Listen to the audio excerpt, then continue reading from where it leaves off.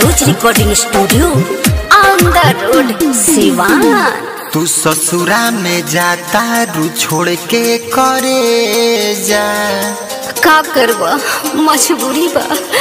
तू दीहल दरदिया अपन अकेले जा हमरो को उतने दर्द बाहू सुना ना। तू ससुरा में जाता रू छोड़ के करे जा तू दीहल दरदिया अपन अकेले जा। ऐसे काहे बोला तारा? तहरा के चाहनी हम जन्मों से ज्यादा हम तो बहुत चाहिए। तहरा के चाहनी हम जन्मों से ज्यादा तो काहे बदल दिहलू अपन इरादा। बहुत मजबूर बने हो। दिल बाड़ू प्यार में तू धोखा ऐसे ना बोला हो। कैसे करी हम भरोसा। तू ससुरा में जाता रू छोड़ के करे जा तू दीहल दरदिया अपन अकेले जा। तहरा के चाहनी हम जन्मों से ज्यादा तहरा के चाहनी हम जन्मों से ज्यादा तो काहे बदल दिहलू अपन इरादा। दिल बाड़ू प्यार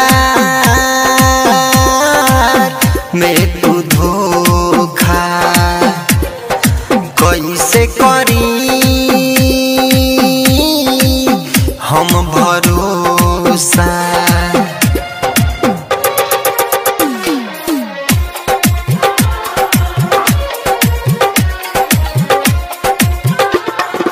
डीजे अमित राज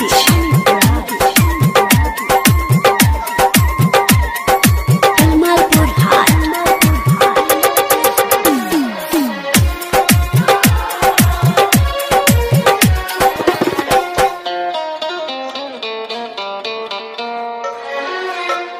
टूटल सपनवा हमार कइलू चकनाचूर हो रहलू पास आज जाता रू तू दूर हो।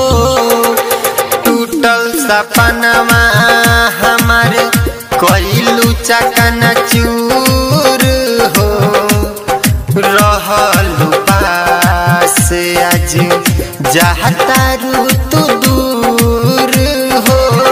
हमारानी दिल जानी जान मन तू ही तो हमार हुआ हो।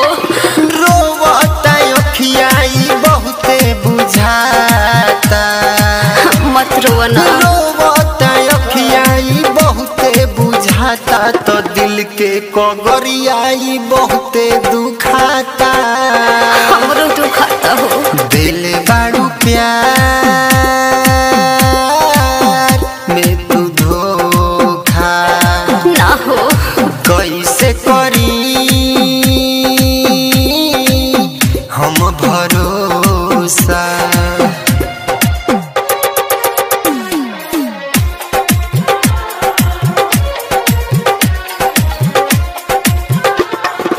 डीजे अमित राज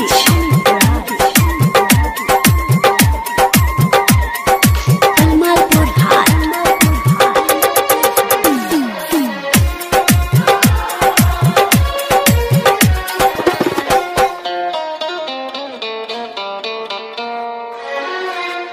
राइटर मिथिलेश कहे कइलू बेवफाई हो सतेंद्र बेदर्दी के लिहलू अपनाई हो।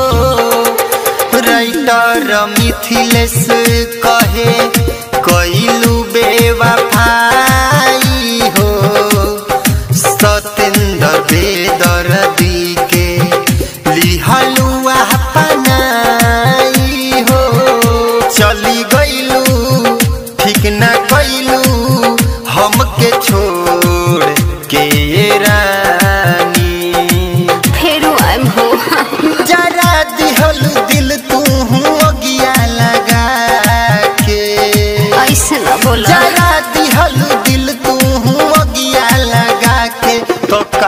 खुशी पैलू तू पागल बना के।